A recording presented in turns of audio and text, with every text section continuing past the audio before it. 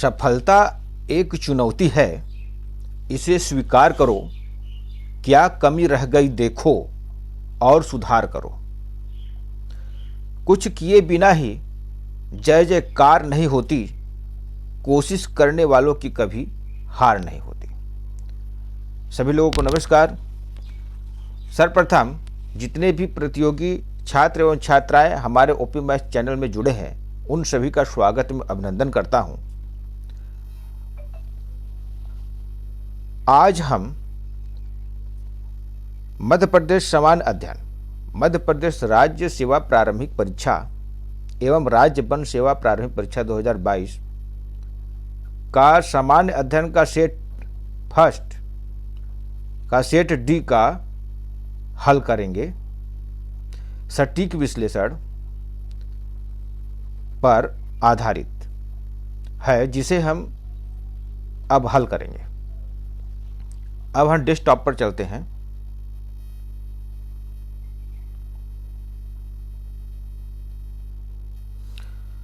Set D का पहला प्रश्न है, परमहंस मंडली की स्थापना किस राज्य में हुई थी? तो इसका उत्तर होगा महाराष्ट्र। दूसरा प्रश्न है, विजयनगर साम्राज्य की स्थापना किस वर्ष हुई थी? तो इसका उत्तर है ऑप्शन नंबर ए 1336 एडी। अगला प्रश्न है,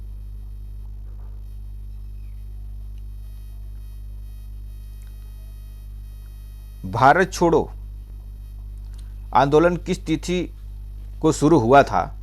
तो इसका उत्तर है ऑप्शन नंबर बी 9 अगस्त 1942। चौथा प्रश्न है, पोथी पढ़ पढ़ जग हुआ पंडित भया न कोय, 2.5 अक्षर प्रेम का पढ़े सो पंडित होए। यह पंक्ति किसकी लिखी है? तो इसका उत्तर होगा ऑप्शन नंबर ए कबीर।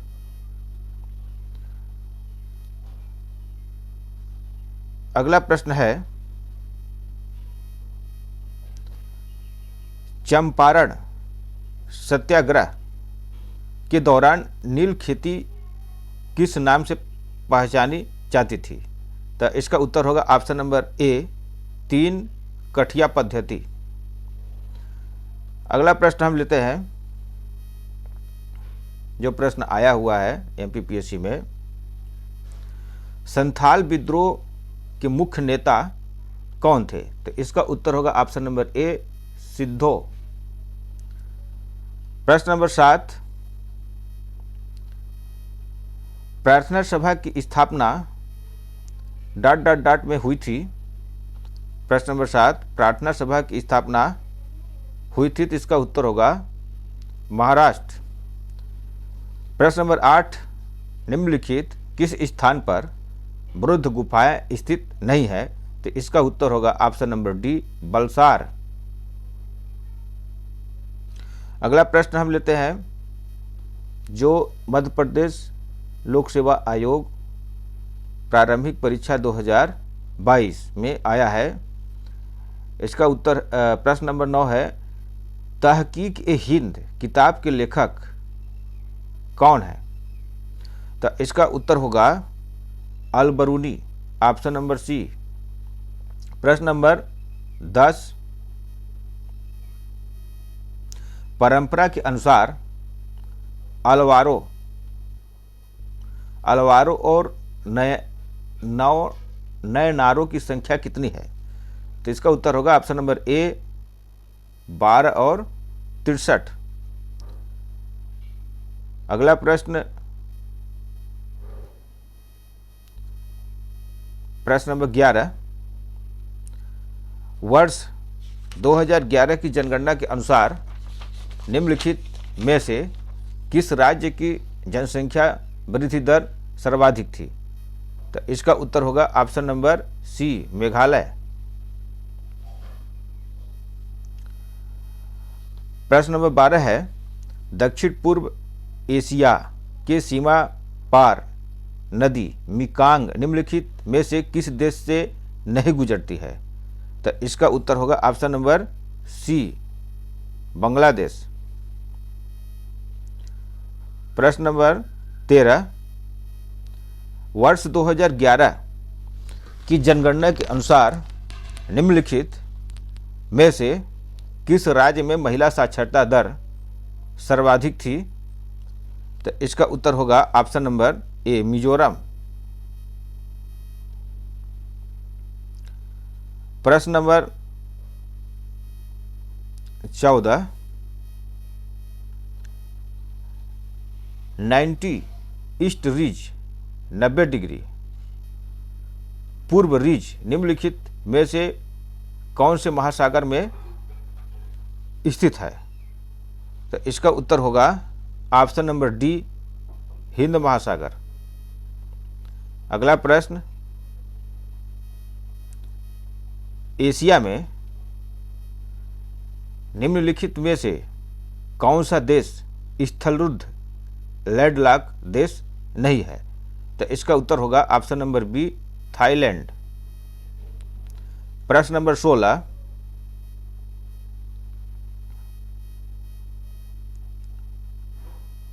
भारत में पवन ऊर्जा क्षमता के संबंध में निम्नलिखित में कौन सा कथन सही नहीं है?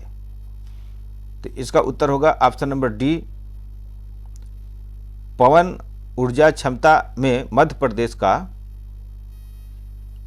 देश में तीसरा स्थान है, यह सही नहीं है, ऑप्शन नंबर 16।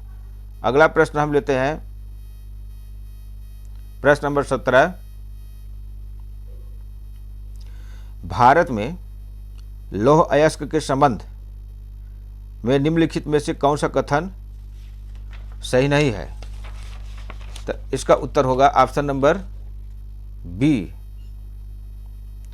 देश की लौह अयस्क के कुल संचित भंडार का लगभग 80% झारखंड एवं उड़ीसा में है। इसने ऑप्शन नंबर बी पर चिन्ह लगाएंगे। प्रश्न नंबर 18, वर्ष 2020-21 में निम्नलिखित में कौन सा राज्य देश में मूंगफली का सबसे बड़ा उत्पादक था? तो इसका उत्तर होगा ऑप्शन नंबर बी, गुजरात। प्रश्न नंबर 19, एटलस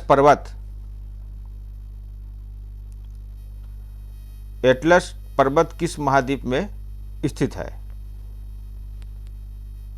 एटलस पर्वत किस महाद्वीप में स्थित है? तो इसका उत्तर होगा अफ्रीका। ऑप्शन नंबर प्रश्न नंबर 20, सुंदरवन निम्नलिखित में से किस प्रकार के वन है? तो इसका उत्तर होगा ऑप्शन नंबर डी, तटीय या ज्वारी वन। ऑप्शन नंबर डी, तटीय या ज्वारी वन।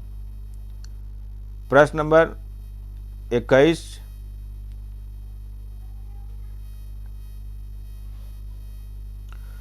एटलस और अक्ष के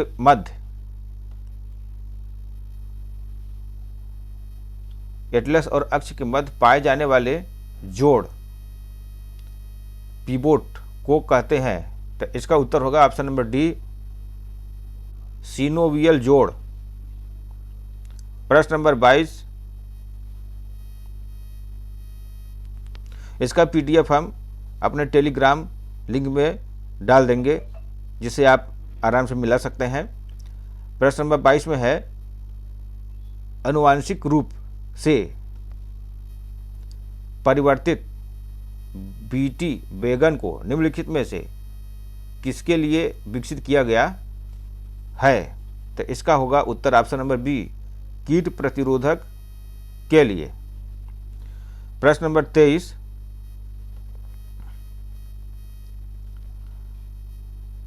मनुष्यों में निम्नलिखित में से कौन सा विटामिन खून का थक्का जमने में सहायक होता है?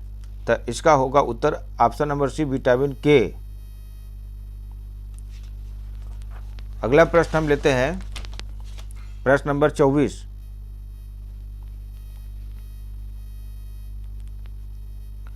वह क्षेत्र जो परिस्थितिकी तंत्रों के मध्य सीमा रेखा अथवा संक्रमण रेखा के रूप में कार्य करता है। तो इसका उत्तर होगा option number D, ecotone. Ecotone. प्रश्न नंबर 25, निम्नलिखित में से हमारे देश में कौन सा क्षेत्र जैव विविधता का तथ्य स्थल कहलाता है?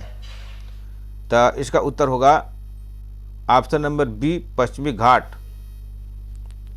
अगला प्रश्न हम लेते हैं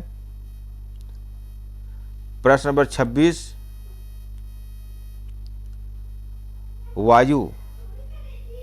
वायु की गति का मापन किया जाता है। तो इसका उत्तर होगा ऑप्शन नंबर डी, एनोमीटर द्वारा। एनोमीटर द्वारा। प्रश्न नंबर 27,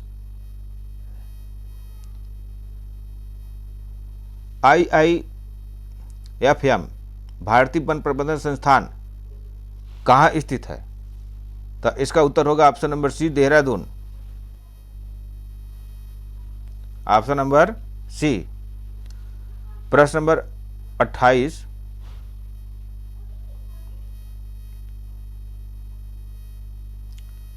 आयुष किसका संक्षिप्त रूप है?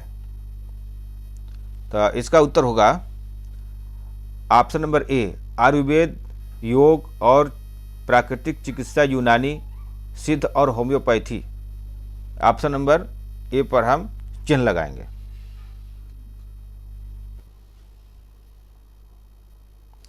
अगला प्रश्न हम लेते हैं प्रश्न नंबर 29, कौन सा प्रदूषण मनुष्यों में इटाई रोग करता है? तो इसका उत्तर होगा ऑप्शन नंबर बी, कैडमियम प्रदूषण। प्रश्न नंबर 30, प्रश्न है जो प्रश्न आया है MPPSC 2022 में। प्रश्न है, खाद्य सुरक्षा और मानक अधिनियम 2006 के अनुसार हमारे देश में निम्नलिखित में से किस चिन्ह को सभी प्रसंस्कृत फल उत्पादों के लिए अनिवार्य किया गया है? तो इसका उत्तर होगा ऑप्शन नंबर ए, APO, FPO। ऑप्शन नंबर ए में हम चिन्ह लगाएंगे। प्रश्न नंबर 31,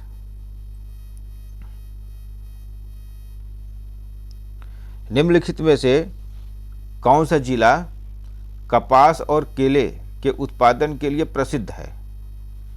तो इसमें इसका उत्तर होगा ऑप्शन नंबर डी, बुरहानपुर।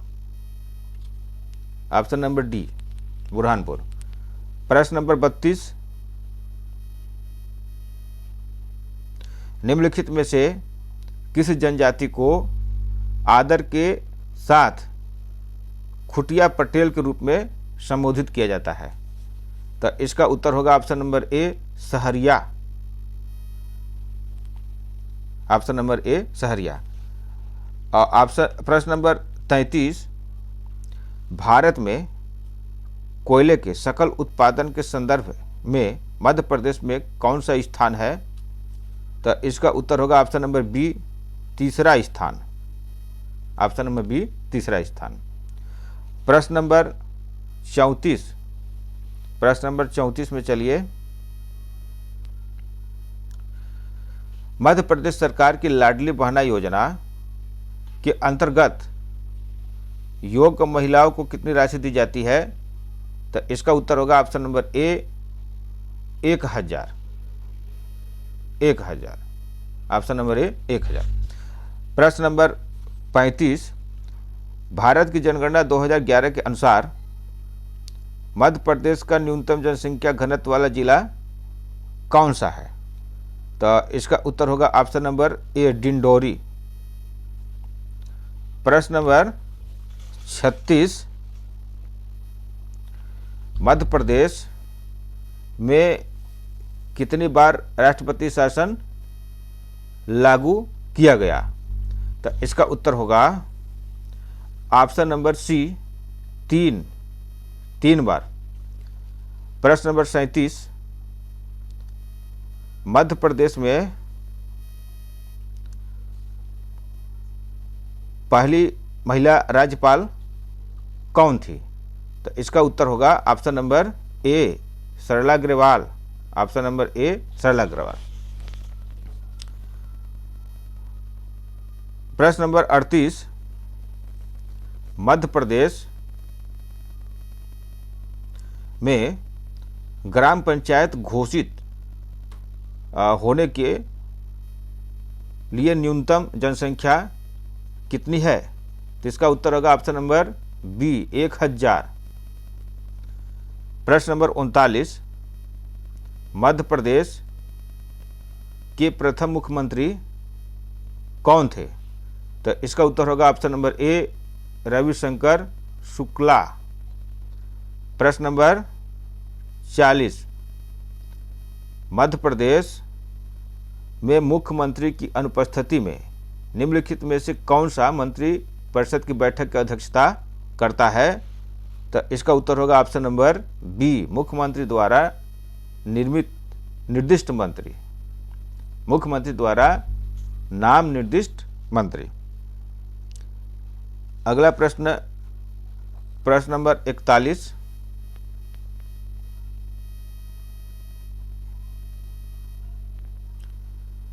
निम्नलिखित में से कौन सा कथन मध्य प्रदेश की जलवायु के संबंध में सही नहीं है? तो इसका उत्तर होगा ऑप्शन नंबर सी ग्रीष्म ऋतु में मुरैना एवं दतिया जिलों के तापमान कम रहता है। इसलिए हम ऑप्शन नंबर सी को चिन्ह लगाएंगे। अगला प्रश्न नंबर 42,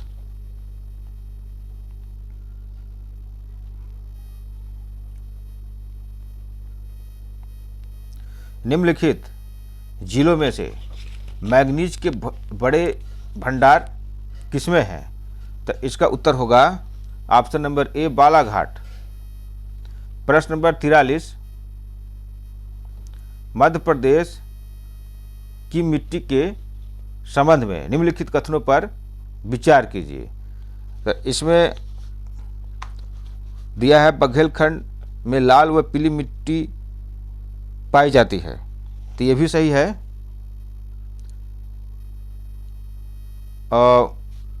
लाल व पीली मिट्टी में उर्वरता अधिक होती है, तो ये गलत है। मालवा पठार में गहरी काली मिट्टी पाई जाती है, यह सही है। 4 नंबर में दिया है मध्य प्रदेश के उत्तरी पश्चिमी भाग में जलोढ़ मिट्टी पाई जाती है, तो यह सही है। इसलिए हम कूट को मिलान करेंगे। कूट है 1, 3 और 4, तो हम 1, 3 और 4, ये ऑप्शन नंबर डी दिया है, इसलिए हम इसमें चिन्ह लगाएंगे। अगला प्रश्न है 44 नंबर।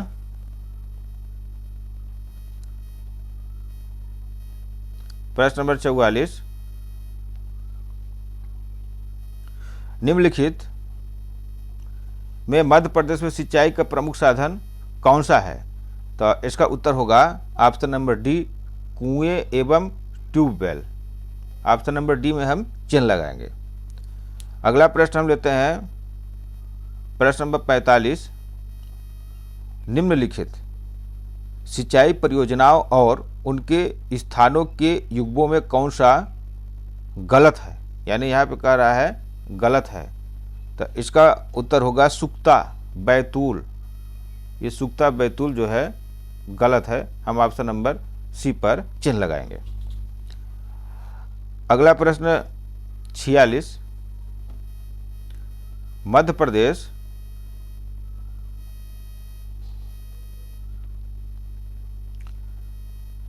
प्रदेश में लौह अयस्क के संबंध में निम्नलिखित में से कौन सा कथन सही नहीं है? तो इसका उत्तर होगा ऑप्शन नंबर ए लौह अयस्क उत्पादन मध्य प्रदेश का देश में तीसरा स्थान है, इसलिए हम ऑप्शन नंबर ए पर चिन्ह लगाएंगे। अगला प्रश्न हम लेते हैं सैंतालीस में कहा है अखरानी और मथवार पहाड़ियों के मध्य निम्नलिखित में से किस नदी में गहरी कांदराएं बनाई हैं? तो इसका उत्तर होगा ऑप्शन नंबर डी, नर्मदा। प्रश्न नंबर 48, बीना नदी निम्नलिखित नदियों में से किसकी सहायक नदी है? तो इसका उत्तर होगा ऑप्शन नंबर ए, बेतवा। प्रश्न नंबर 49, भौगोलिक क्षेत्रफल के प्रतिशत के रूप में निम्नलिखित में किस जिले का वन क्षेत्र सर्वाधिक है? तो इसका उत्तर होगा ऑप्शन नंबर बी, श्योपुर। ये Sheopur, option number B Sheopur हो जाएगा। प्रश्न नंबर 50, निम्नलिखित में कौन सा जिला वर्षा ऋतु में अधिक वर्षा प्राप्त करता है? तो इसका उत्तर होगा ऑप्शन नंबर सी, मंडला। अगला प्रश्न नंबर 51, निम्नलिखित में कौन सा औद्योगिक विकास और विदेशी व्यापार का लाभ है? तो इसका उत्तर होगा ऑप्शन नंबर ए, बढ़ी हुई प्रतिस्पर्धा। प्रश्न नंबर 52, किस वर्ष रिजर्व बैंक का राष्ट्रीयकरण किया गया था? तो इसका उत्तर होगा ऑप्शन नंबर ए, 1949। प्रश्न नंबर 53, भारतीय संविधान के किस अनुच्छेद के अनुसार भारत का राष्ट्रीय मुख्य न्यायाधीश को एक न्यायालय से दूसरे न्यायालय में स्थानांतरित करता है? तो इसका उत्तर होगा ऑप्शन नंबर ए, अनुच्छेद 222। प्रश्न नंबर 54 में चलते हैं। इसमें कह रहा है किसने कहा था संविधान सभा अकेले ही देश के लिए एक स्वदेशी संविधान का निर्माण कर सकती है तथा सही मायने में और पूरी तरह से लोगों को इच्छा का प्रतिनिधित्व कर सकती है? तो इसका उत्तर होगा ऑप्शन नंबर ए, महात्मा गांधी। प्रश्न नंबर 55 में कहा गया है कि नेहरू ने संविधान सभा में उद्देश्य प्रस्ताव कब प्रस्तुत किया था? तो इसका उत्तर हो जाएगा ऑप्शन नंबर डी, 13 दिसंबर 1946। अगला प्रश्न नंबर 56 में दिया है भारतीय संविधान का 51वां संशोधन प्रदान करता है? तो इसका उत्तर होगा ऑप्शन नंबर ए, मंत्रिपरिषद की संख्या को सीमित करना। ये ऑप्शन नंबर आपका ए उत्तर हो जाएगा। अगला प्रश्न है 57 नंबर का, किस अधिनियम ने प्रांतों में द्वैध शासन प्रणाली की स्थापना की? तो इसका उत्तर होगा ऑप्शन नंबर बी, 1919 का भारत सरकार अधिनियम। प्रश्न नंबर 58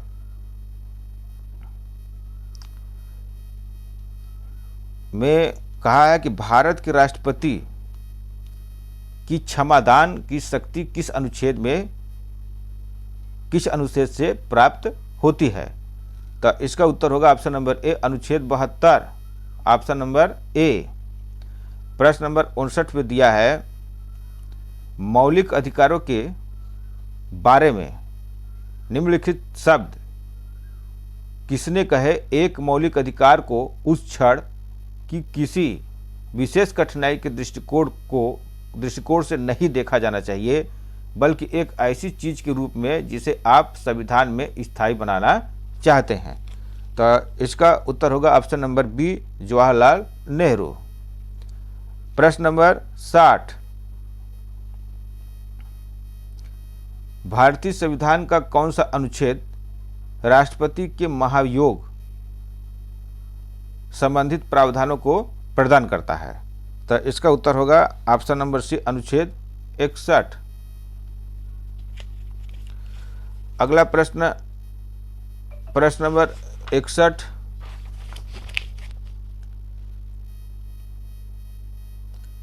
कौन सा शहर दक्षिण Africa India field training exercise AFINDEX 2023 के दूसरे संस्करण का मेजबान था? तो इसका उत्तर होगा ऑप्शन नंबर सी, पुणे।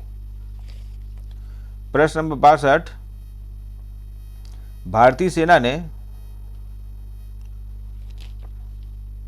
मध्य प्रदेश के किस स्थान पर क्वांटम प्रयोगशाला की स्थापना 2021 में की थी? तो इसका उत्तर होगा ऑप्शन नंबर ए, महू। प्रश्न नंबर 63, मध्य प्रदेश में वैश्विक निवेशक शिखर सम्मेलन 2023 किस स्थान पर आयोजित किया गया था? तो इसका उत्तर होगा ऑप्शन नंबर डी, इंदौर। प्रश्न नंबर 64, भारतीय लोकसभा के प्रथम अध्यक्ष कौन थे? तो इसका उत्तर होगा ऑप्शन नंबर ए, श्री गणेश वासुदेव मावलंकर। प्रश्न नंबर 65,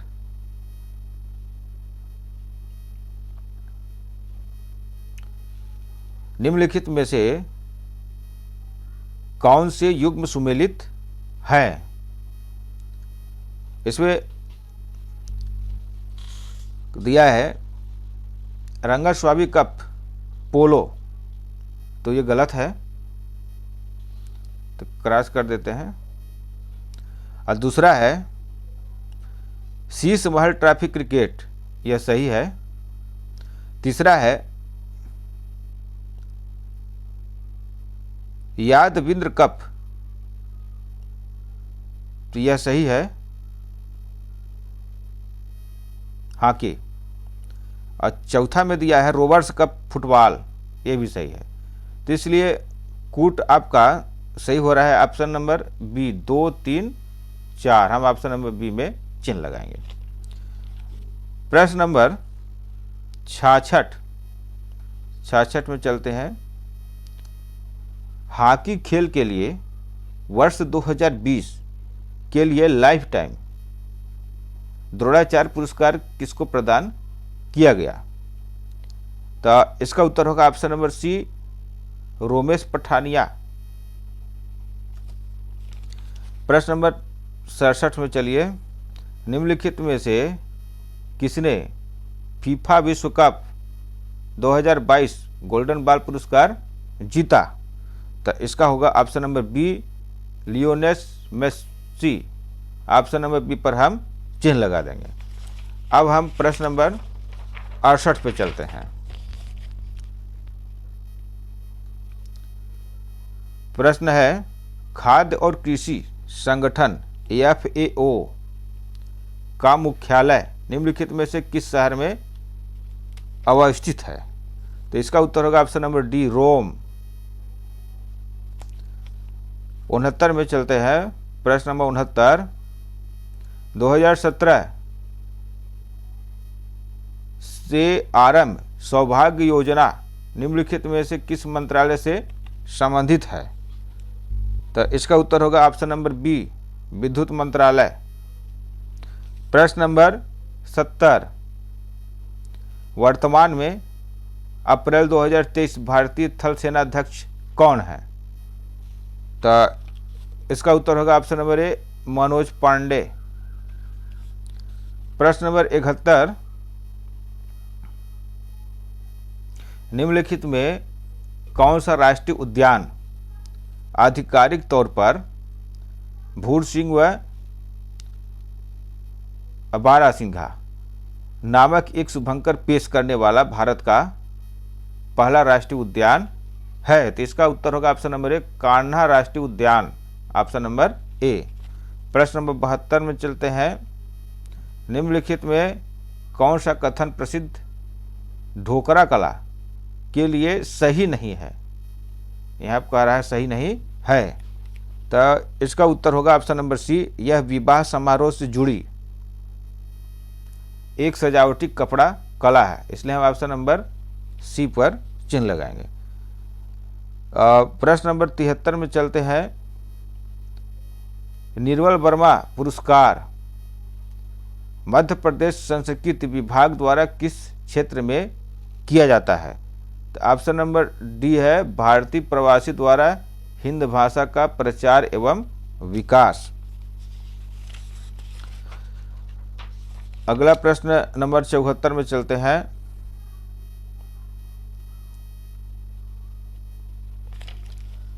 निम्नलिखित में से किस अरबी लेखक ने कलचुरी शासक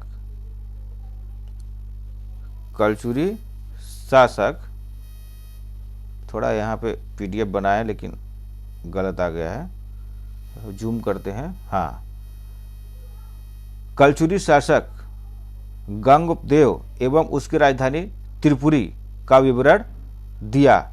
तो इसका उत्तर होगा ऑप्शन नंबर सी अलबरूनी।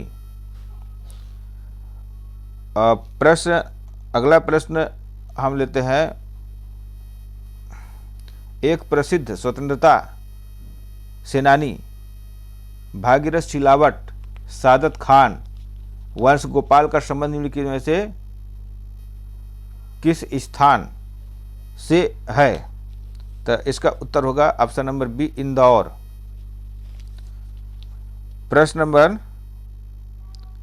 अगला प्रश्न है 76। निम्नलिखित में से किस स्तूप के तोरण द्वार पर अशोक एवं उसकी 2 रानियों के साथ बौद्ध वृक्ष तीर्थ यात्रा का अंकन मिलता है? तो इसका उत्तर होगा ऑप्शन नंबर बी सांची। अगला प्रश्न, निम्नलिखित में कौन सा युग्म गलत है? यहाँ पे कह रहा युग्म गलत है, तो इसका उत्तर होगा तुलसी शोध संस्थान भोपाल। यह प्रश्न, यह ऑप्शन नंबर डी यह गलत है। अगला प्रश्न हम चलते हैं 78 में।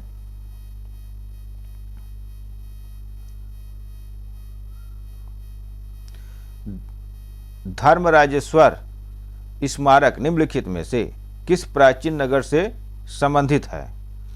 तो इसका उत्तर होगा ऑप्शन नंबर ए दसपुर। अगला प्रश्न हम लेते हैं पंडित द्वारका प्रसाद मिश्र निम्नलिखित में से किस समाचार पत्र के मुख्य संपादक थे? तो इसका उत्तर होगा ऑप्शन नंबर सी लोकमत। प्रश्न नंबर 80 में हम चलते हैं। आनंद सिंह श्याम धनैया बाई कलाकारों का संबंध निम्नलिखित में से किस कला से है? तो ये ऑप्शन नंबर बी गोंड चित्रकला। ये भी करंट प्रश्न है। अब अगला प्रश्न हम चलते हैं प्रश्न नंबर 81। निम्न सतर्कता के क्षेत्र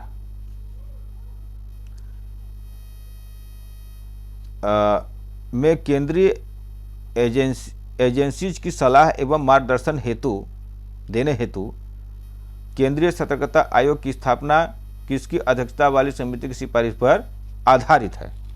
तो इसका उत्तर होगा ऑप्शन नंबर बी के संस्थानम। हम ऑप्शन नंबर बी पर चिन्ह लगाएंगे। प्रश्न नंबर 82, भारतीय संविधान के किस अनुच्छेद के अंतर्गत राष्ट्रीय अनुसूचित जाति आयोग का गठन किया गया है? तो इसका उत्तर होगा ऑप्शन नंबर बी अनुच्छेद 338। अगला प्रश्न 83 में चलते हैं। निम्नलिखित में से कौन सा राज्य का मुख्य सूचना आयुक्त या राज्य सूचना आयुक्त नहीं हो सकता है? तो इसका उत्तर होगा ऑप्शन नंबर डी राज्य क्षेत्र के विधानमंडल का सदस्य। इसका उत्तर होगा ऑप्शन नंबर डी। प्रश्न नंबर 84 में चलते हैं।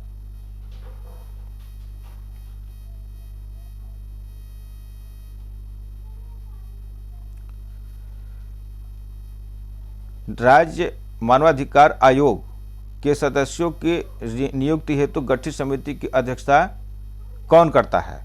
तो इसका उत्तर होगा ऑप्शन नंबर बी, मुख्यमंत्री। प्रश्न नंबर 85 में चलते हैं। मध्य प्रदेश राज्य पिछड़ा वर्ग आयोग संशोधन अधिनियम 2021 के अंतर्गत कितने शासकीय सदस्य हो सकते हैं? तो इसका उत्तर होगा ऑप्शन नंबर सी, 5।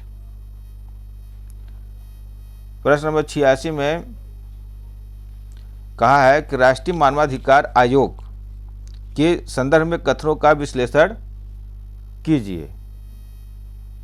तो इसमें कथन को गौर करना है। तो इसमें ऑप्शन नंबर कथन फर्स्ट दिया है, मानव अधिकार आयोग मानव अधिकार के क्षेत्र में कार्य संस्थाओं को प्रोत्साहित करता है। तो यह भी सही है। दूसरा, आयोग का काम मानवाधिकार क्षेत्र में अनुसंधान करना भी है, ये भी सही है।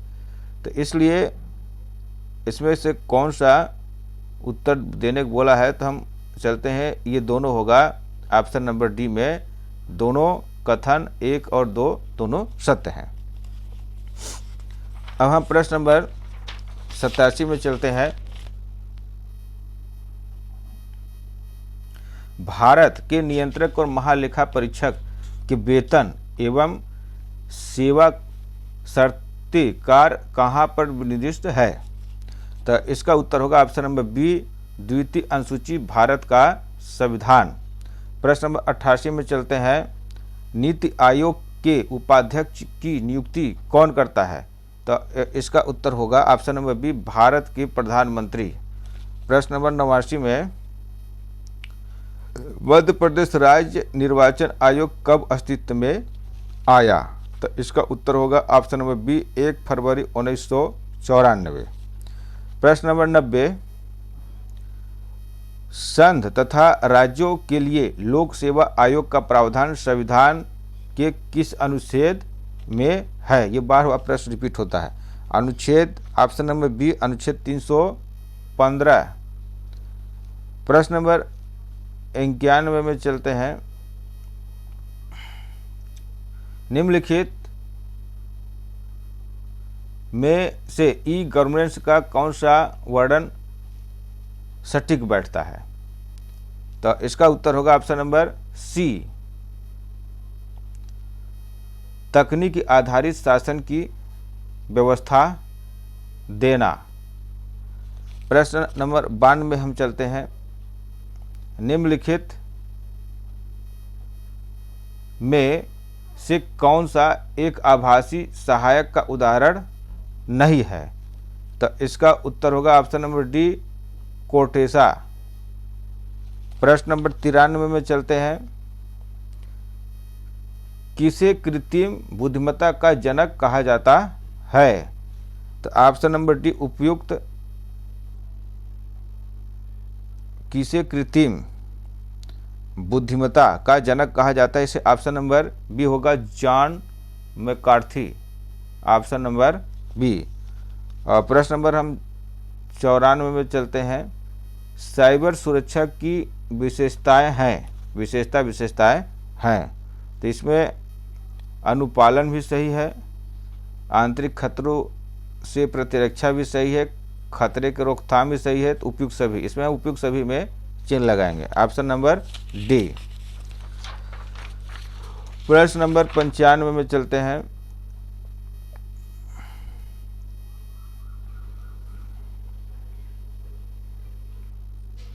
देश के सीमाओं से परे ई कॉमर्स का कौन सा आयाम व्यापार के लिए सक्षम है? तो इसका उत्तर होगा ऑप्शन नंबर सी, विश्वव्यापी पहुंच।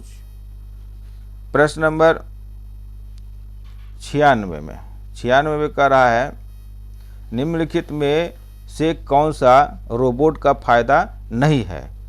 तो रोबोट का फायदा नहीं है, तो इसका उत्तर होगा ऑप्शन नंबर बी, वह नौकरियों को विस्थापित कर सकते हैं। प्रश्न नंबर 97 में चलते हैं। सोशल मीडिया अनुकूल क्या है? तो इसका उत्तर हो जाएगा ऑप्शन नंबर ए, सोशल नेटवर्क द्वारा आसानी से प्रचार करना। प्रश्न नंबर 98 में चलते हैं।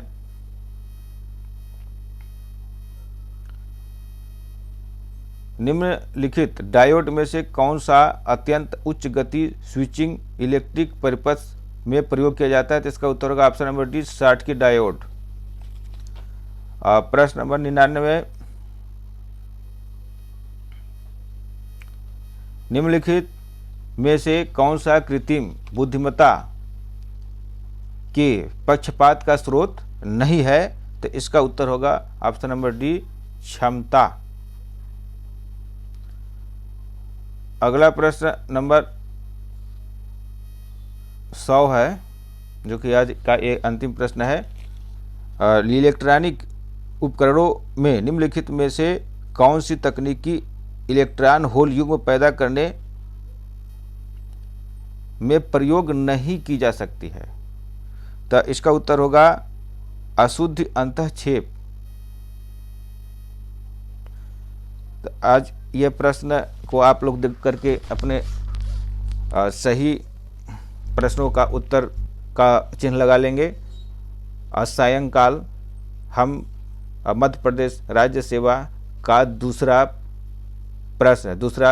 प्रश्न का उत्तर हम अपलोड करेंगे। धन्यवाद। जय हिंद, जय भारत।